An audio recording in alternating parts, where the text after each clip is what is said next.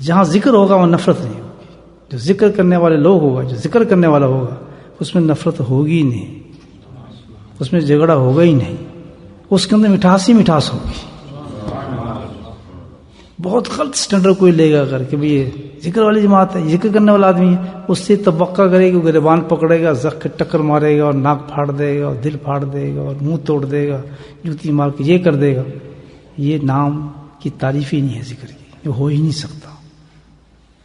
ذکر والا پھڈے کر ہی نہیں سکتا. پھڈا سمجھتے ہیں نا، جھگڑے لڑائی مار کوٹ دے فلاں یہ دھوم مچانا یہ کرنا نہیں. یہ ثابت ہو گیا بات کہ جہاں پوچھیں گے یہ ذکر والا ہے، ذکر کرتا ہے، تو اس سمجھے محبت ہی ہوگی اس کے پاس، نفس کا سوال ہی پیدا نہیں ہوگا. اللہ کا ذکر کرنے والا پہ اللہ سے محبت ہی کرے گا. جس کو اللہ کی محبت ہوگی وہ محبت کا نام ہی محبت ہے، تو ذکر کا نام ہی محبت ہے. تو الحمدللہ جس وقت آدمی ذکر کی طرف چلتا ہے تو حقیقت میں وہ محبت کے متلاشی ہوتا ہے اور محبت کی طرف ہی چلتا ہے. خود بخود اس سے نفرتیں ختم ہونا شروع ہو جاتی ہیں، نفرتیں ٹوٹ جاتی ہیں، اس کو نفرت کا دائرہ جو آہستہ آہستہ کم ہونا شروع ہو جاتا ہے. دشمنوں سے بھی نفرت ختم ہو جاتی ہے اس کی. توقع نہیں کر سکتا آدمی وہ کسی کو مارے گا، بدلہ لے گا، یہ کرے گا. یہ ذاکر کی شان نہیں ہوتی. تو ذکر کی پہچان یا ذاکر کی پہچان یہ ہوئی کہ وہ محبت کرنے والا ہے، اور کیونکہ اللہ کا ذکر کرنے والا تو یہ اللہ سے محبت کرنے والا ہے. ذکر کر رہے ہیں، ٹھیک ہے، ذکر کر رہے ہیں، ذاکر بھی کہیں گے اپنے آپ کو، لیکن مقصود کو نہیں پایا جا سکتا اس سے. بھائی اللہ سے محبت کرنا کافی نہیں، یہ دوسرے لفظ میں وہ کہتے ہیں میں اللہ سے محبت کرتا ہوں، اللہ کا ذکر کرتا ہوں، تو یہ کافی نہیں ہوا. اللہ نے کیا کہا قرآن میں؟ وَاذْكُرُوا اللَّهَ كَثِيرًا لَعَلَّكُمْ تُفْلِحُونَ. ٹھیک ہے نا بھائی. ذکر کرنے والا، ذکر کرنا محبت تو اللہ کی پا لیتا ہے، لیکن تفلحون نہیں ہوگا، تفلحون میں نہیں آ سکتا. وہ کون ہوگا؟ وَاذْكُرُوا اللَّهَ كَثِيرًا، جو کثرت سے ذکر کرے گا.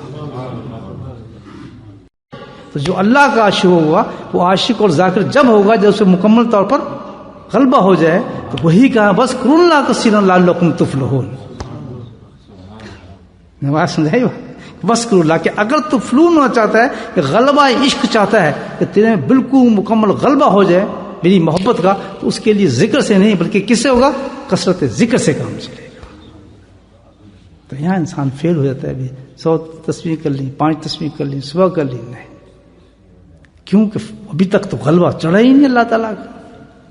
اللہ کی عشق محبت اتنی غالب ہو جائے انسان میں، یہ ہمارا مقصد ہے اور مقصود ہے. اور یہ پورے قرآن میں اللہ تعالیٰ نے بتایا. جہاں بھی اپنے ذکر کی بات کی ہے تو یہ محبت کی بات نہیں کی، بلکہ کیا ہے؟ کثیر محبت کی، یعنی غلبہ ہو جائے مکمل. اور غلبہ کیا ہوتا ہے؟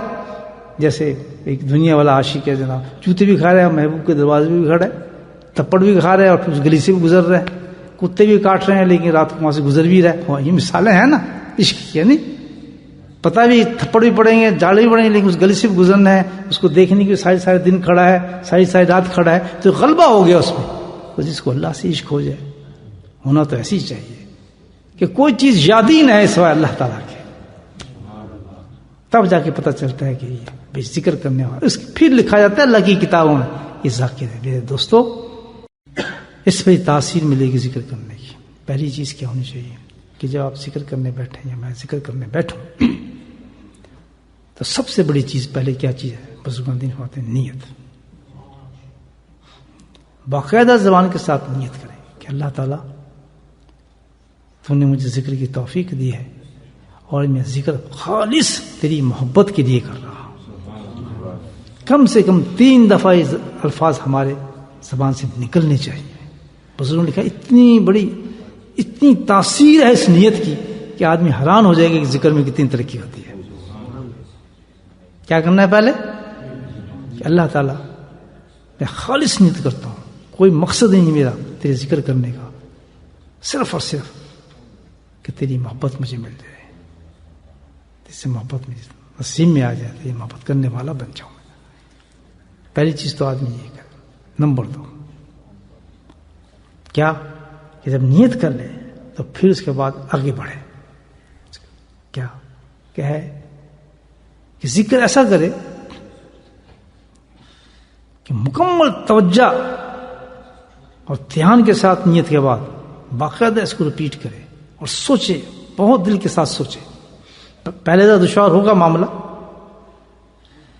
پہلے دشوار، یہ اللہ کا فضل ہے. یہ آتے ہوتے عجیب باتیں ذہن میں آئی ہیں، اور میں بھی اس پہ بڑا لطف آئے گا آپ کو ذکر ہے. کیا اس سے پہلے کبھی نہیں میں شاید بات کی ہوگی آپ سے، کی یا نہیں کی؟